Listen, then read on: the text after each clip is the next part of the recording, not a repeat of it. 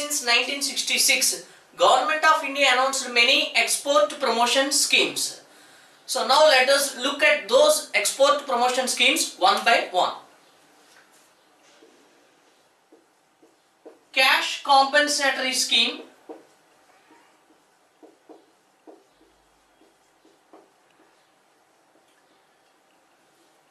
We can call it as CCS scheme. And this cash compensatory scheme was initiated with an objective of paying compensation to the exporters,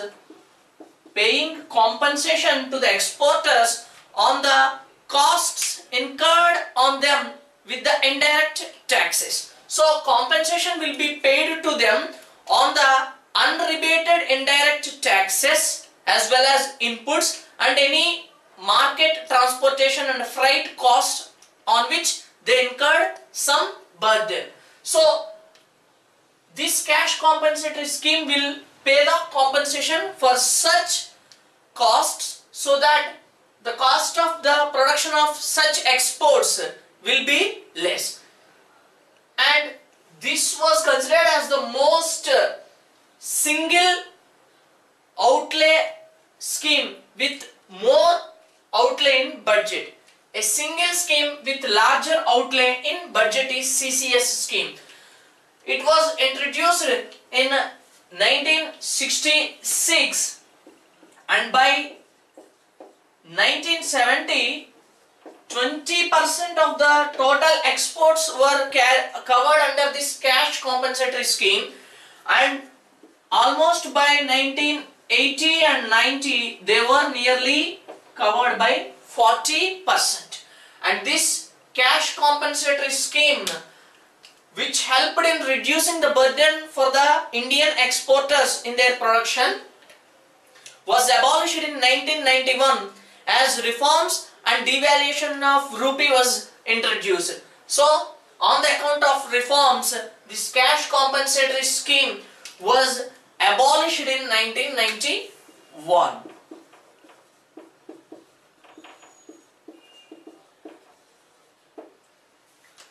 Next, another one is duty drawback scheme. The second one is duty drawback scheme. For what purpose is this duty drawback scheme? Usually the Indian exporters definitely import some goods as raw materials or as intermediary goods, and such exporters who import capital goods, raw materials and intermediary goods, they have to pay custom as well as excise duties. And this duty drawback system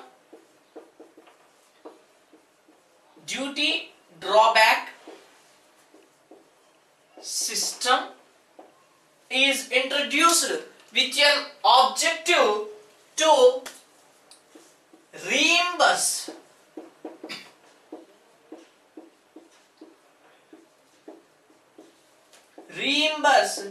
such duties paid by them.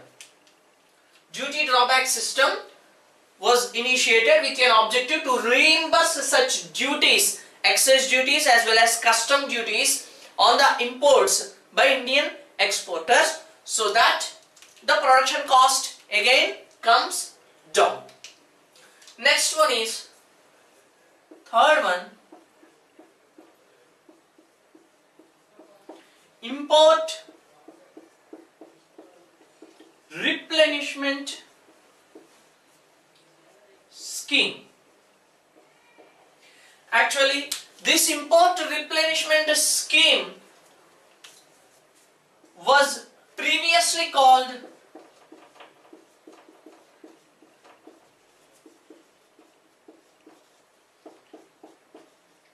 import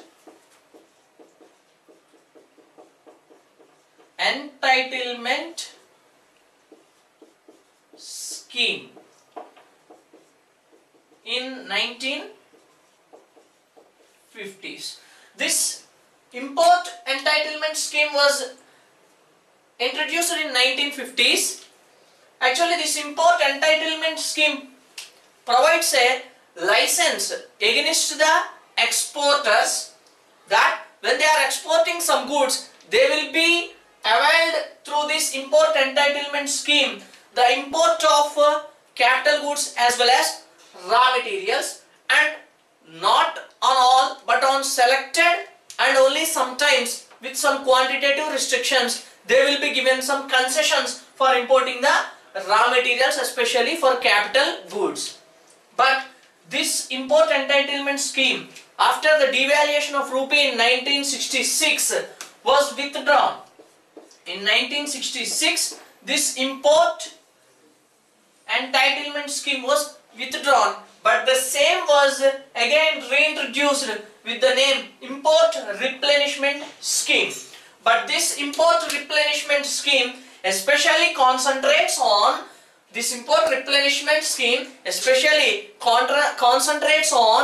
providing import of raw materials,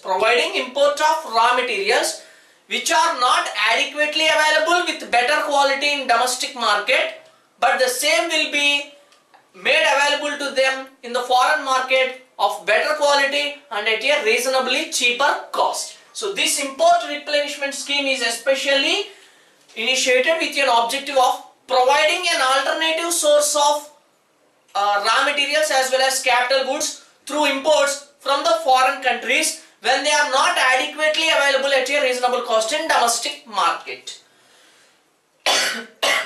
Next, fiscal concessions scheme.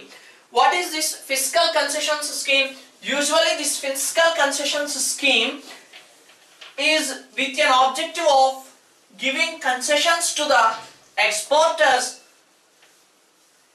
on both indirect taxes as well as on income taxes they are earning through the exports. See, the fiscal concessions are given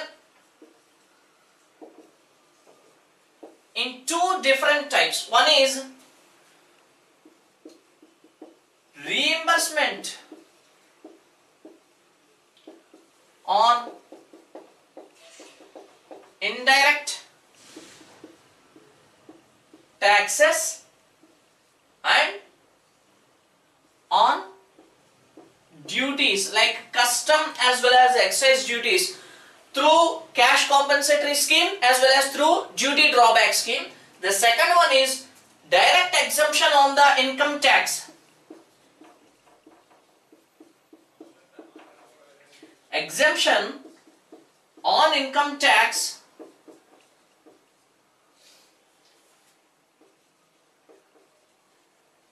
on the earnings through exports.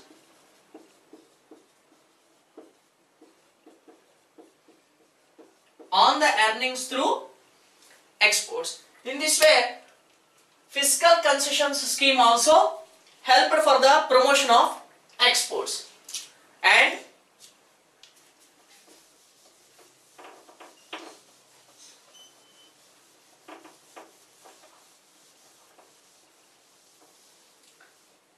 trading houses were established, and these trading houses as well as export promotion councils will facilitate good market conditions in the global world and thus will provide a encouraging atmosphere for the Indian exports in the global world.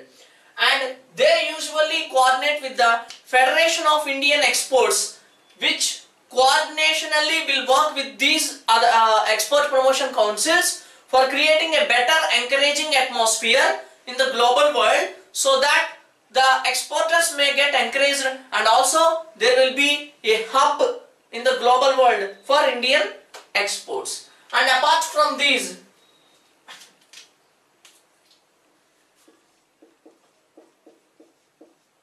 export credit and guarantee corporations, they provide credit facilities and also they provide insurance facilities for the Indian exporters. And next, blanket exchange scheme. Through this blanket exchange scheme,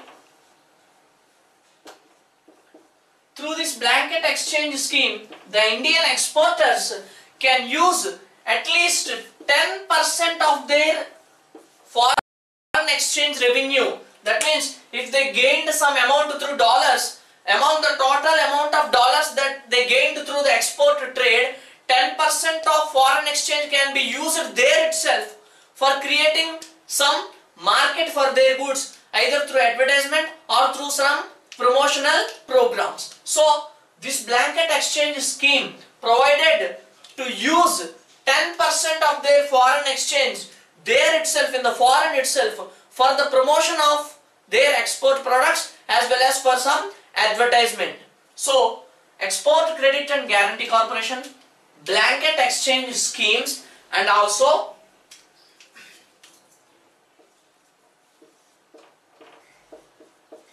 export processing or production zones.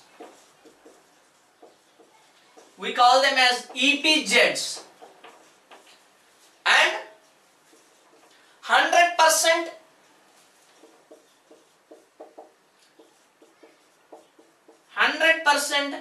export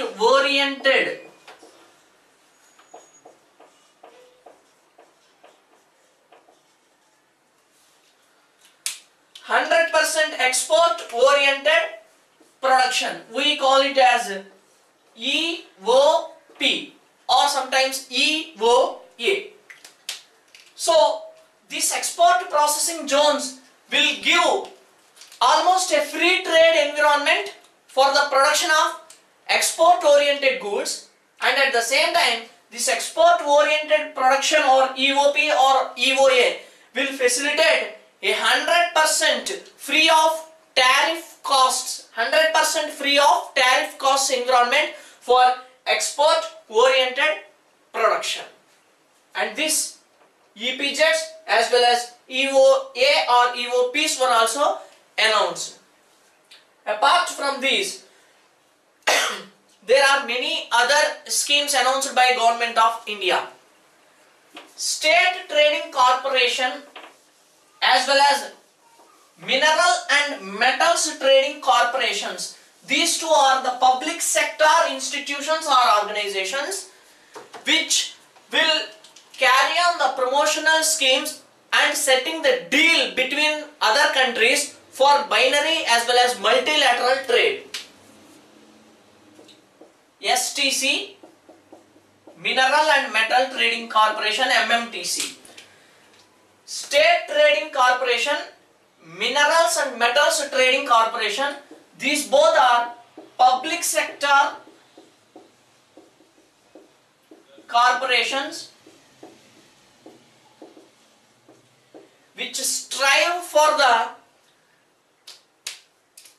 continuous efforts will be made by these two organizations for setting up deals between the countries, mostly bilateral, sometimes multilateral, so that such a mediating deals will definitely create a continuous environment for exports and trade between the countries. So these two go on negotiating for trade relations with other countries and other global organizations, and that facilitates a market environment for the Indian exports. And STC has played a very crucial role in creating separate markets as well as in diversifying the markets for Indian goods, especially sometimes for primary goods as well as sometimes for non-traditional Indian exports. Especially we give the credit of export of sugar and other non-traditional exports by this STC.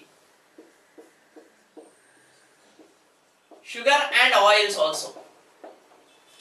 Whereas through this MMTC, minerals and metals like iron ores, etc.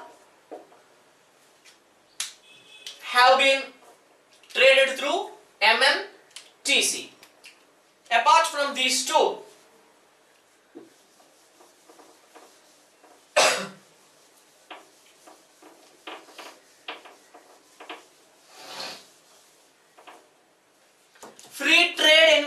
was created for imports and exports. What is this free trade environment?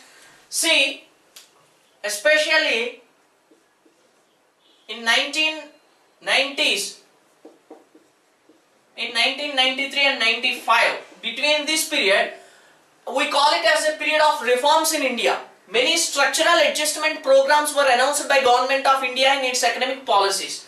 Especially between 1993 and 95, India has become a founding member of the WTO, World Trade Organization's founding member, and a country which is agreeing to become a founding member of World Trade Organization should compulsorily avoid restrictions on imports and reduce all the tariffs and taxes on the imports and allow import liberalization.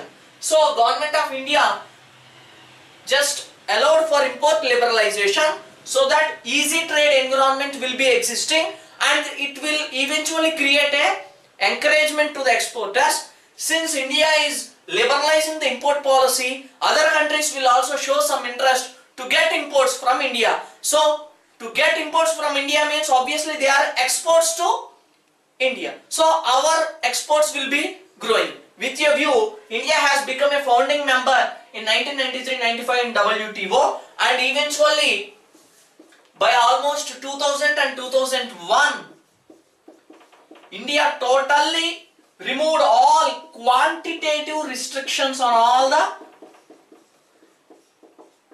imports. Quantitative restrictions on all imports. In the initial stages, actually, that is during 95 and 2000, even though quantitative restrictions were given on all the items, some 714 items were not given. 714 items were not given quantitative restrictions. But by 2000 and 2001 and from then onwards, in stages, all the quantitative restrictions on all imports were removed. Why? Because India has become a member of the WTO, and with this, India has become one of the trading hub in the global world. And this underminedly created a good market situations for Indian exports. See, when we are welcoming or inviting the imports from other countries in a friendly manner, they also will welcome the imports from our countries. So, when they are welcoming the imports from our countries, eventually they are our exports and we earn some foreign exchange. And this tactical step also improved the conditions of exports in India.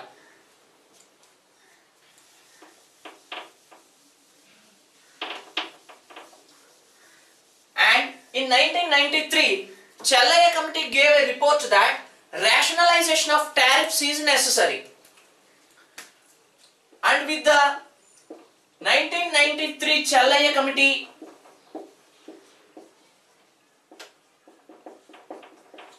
report on import tariffs,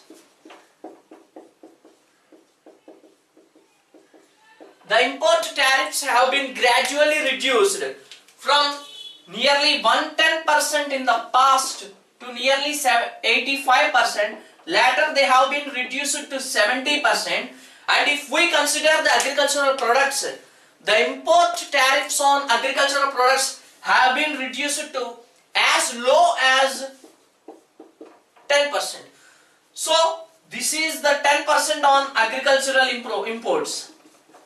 10% tariffs on agricultural imports. What happens when such actions were taken?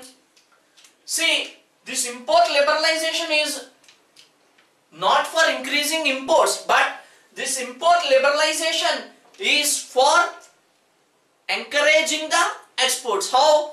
See, mostly we need the technological import, and that technological import will facilitate the production of exports, and these steps will eventually make a good way of imports for the exports production. Why such decisions were taken? Now let us go through the advices given by some committees.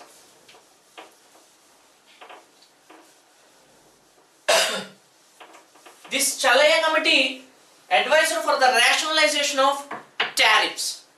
See, actually we call the period between 1970s to 1980s as a period of beginning of crucial changes in the Indian economic policies, especially on trade policies. Nearly 6 committees were appointed by Government of India, and almost all the committees, they gave some advices for good export environment in India. What is that? First, they evaluated the problems of Indian exports. They said that actually we are exporting the raw materials at a cheaper cost, and we are importing the same raw material based finished good. We are importing the same raw material based finished good and paying much. If we import the technology, we can use the same raw material. We ourselves will produce the good, and then we can export the good if necessary. That will give more profits. And the second one is, we have been encouraging the exports without a selective manner. That means, if one person is coming for exporting a good, even though that good is not having a demand in the global world, we are encouraging him to export. That means we are running behind export-led growth. But find out the demand in the global world. Find out the demand in the global world. And what sort of products are having demand in the global world. Now let us encourage such production production of goods in the domestic country. That means those goods which are having demand in the global world, their production will be encouraged in the domestic country. That means now growth-led export is the shift we need. Growth-led export, but not export-led growth. It is growth-led exports that will be healthy for the economic development of a country. So what happened, even though the exporters are coming with some goods, when there is no demand to them in the global world, we are exporting. Now what we are doing with the advice given by such committees, we have been creating some warehouse environment, and when such an export good came here, first we are reserving the good for exports and we are storing them in warehouses provided it is stackable.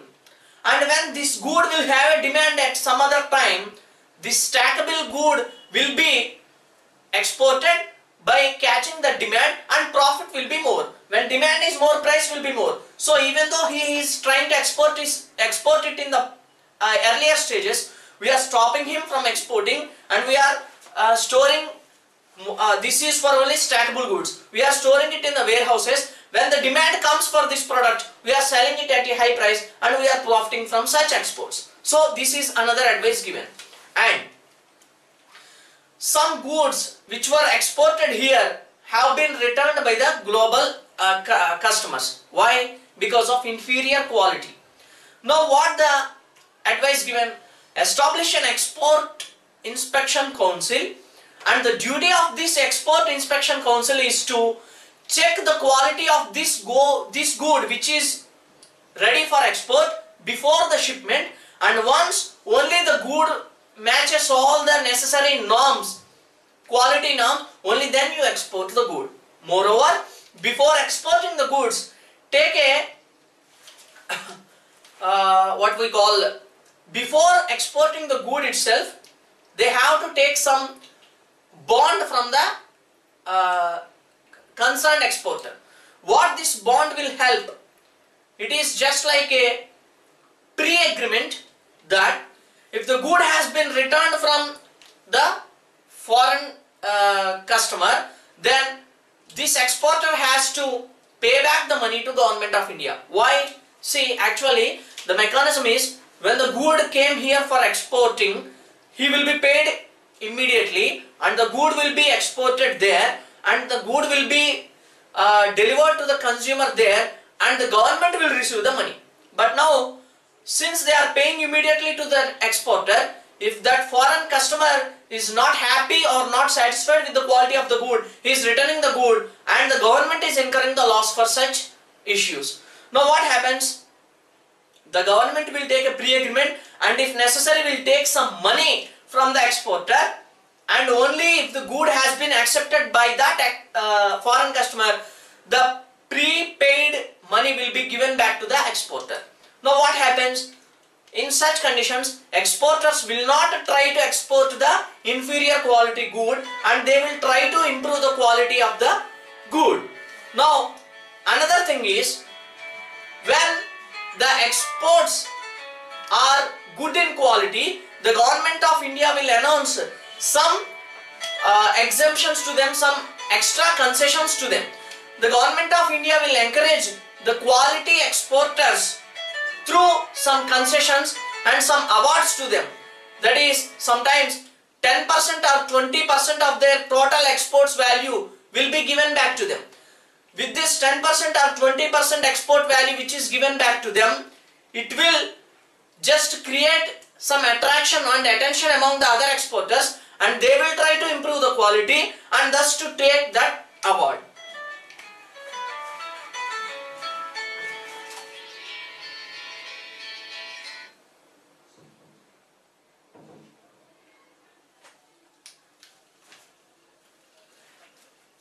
And apart from this,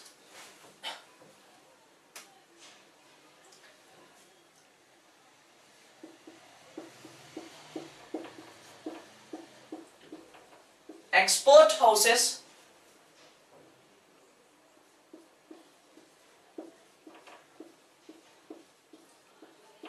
trade houses,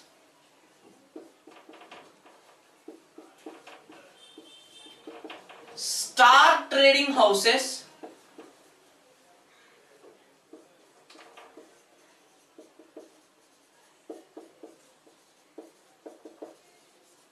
premium trading houses was the classification given. Export houses, star export houses. This is the first stage, that is, export houses is an export organization that means private, which earn some foreign exchange through the trade, that is up to 20 crores. If the 20 crores become 100 crores, their designation will be raised to star export houses. If the foreign exchange earnings through a trade by some export organizations reaches 20 crores, then they will be categorized as export houses. If the foreign exchange earnings rise to 100 crores, then their designation rises to star export houses. If their designation rises to, their earnings rises to 500 crores, then they will be designated as trade houses.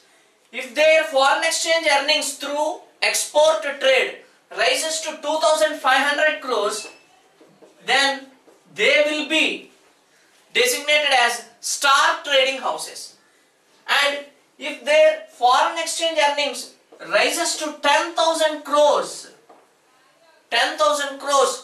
through exports, then they will be designated as premium trading houses, and depending upon the category, some additional exemptions and encouragements will be given to such houses.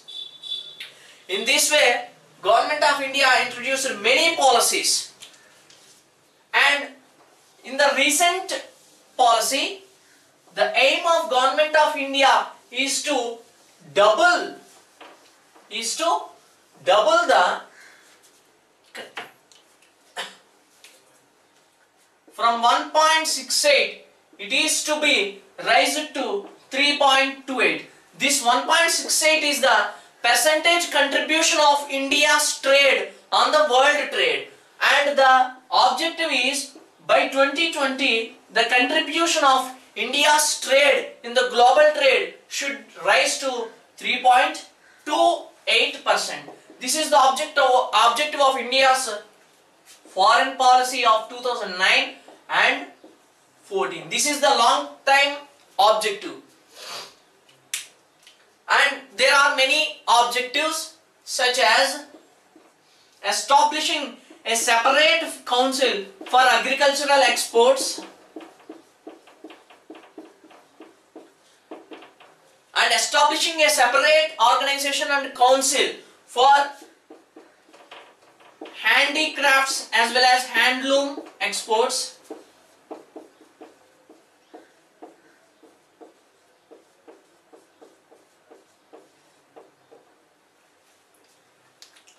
And also organizing foreign trade and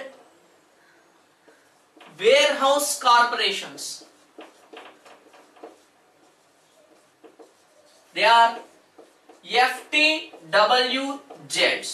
Foreign trade and warehousing corporations will facilitate for providing the storage and warehouse facilities depending upon the necessity and depending upon the location, sometimes in domestic as well as sometimes in global locations, for providing market facility so that from there itself the exporters may market their goods. And also apart from this,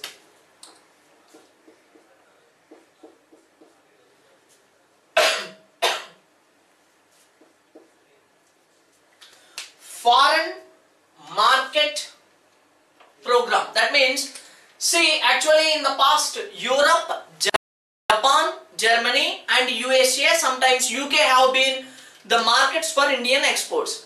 But since the financial crisis, what happened?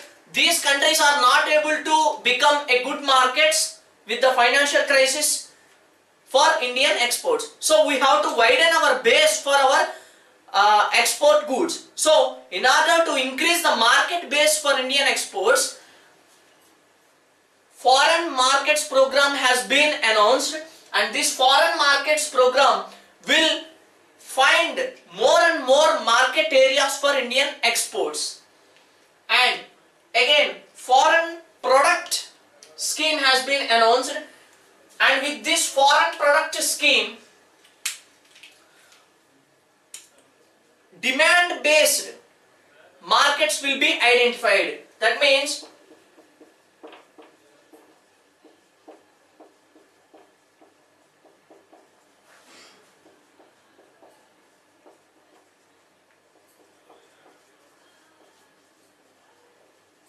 what happens? There is a product which is in good demand in other areas. Now let us define why that good was in high demand in those places and how to produce that good with the quality required by them and how to market this good in those places. So our market base increases, and in going in such a product selective basis, we raise the diversification of Indian exports. So for this, FMP as well as FPS were the other programs introduced by Government of India. And moreover, for foreign exchange conversion, Government of India also liberalized some norms. In the past, actually, the foreign exchange has to be completely handed over to Government of India, and the Government of India, in a pegged exchange rate mechanism, the exchange rate will be derived by the Government of India, and it will give the money in terms of rupees to the export producers. But now what the Government of India has thought, partial convertibility and fully convertibility are the stages announced by Government of India. In partial convertibility, some amount can be converted at Government of India and some foreign exchange can be converted at markets. And later, in the second stage, full convertibility means all the currency, all the foreign exchange currency can be converted at markets itself. What is the difference? The difference is, in the market, depending upon the demand and supply, the exchange rate will be defined and the export producers may get good profit. Whereas if they are exchanging this foreign exchange reserves or this foreign exchange currency at Government of India, that means a pegged mechanism will be followed by Government of India, which may be lesser than that from the market sometimes. So the profit margin comes down for the export producers. But later on, full convertibility option was given and liberalized for export producers. And moreover, the value of Indian currency was sometimes overvalued. So government of India will try to undervalue the value of currency. If the currency was undervalued, the exporters will get more profit. So sometimes government of India has taken steps to control the overvaluing of Indian currency. See, I told you about the Chalaya committee. From the beginning, the Chalaya committee said that by 1993, as per Chalaya committee, the Indian currency was devalued by 57.5% on a whole. 57.5% on a whole. Of course, sometimes this is good for exporters, but again, some more has to be done for the export producers. With that view, the controlling mechanisms have been taken by the government of India for controlling and prohibiting overvalue of Indian currency. Anyway, these are the important export promotion schemes announced by government of India, with which government of India just gone through a good phase of Indian exports. So we have completed the foreign trade policy as well as foreign trade topic of government of India and India. If any other important topics were remained in this, we'll have them in a discussion in another video. Thank you.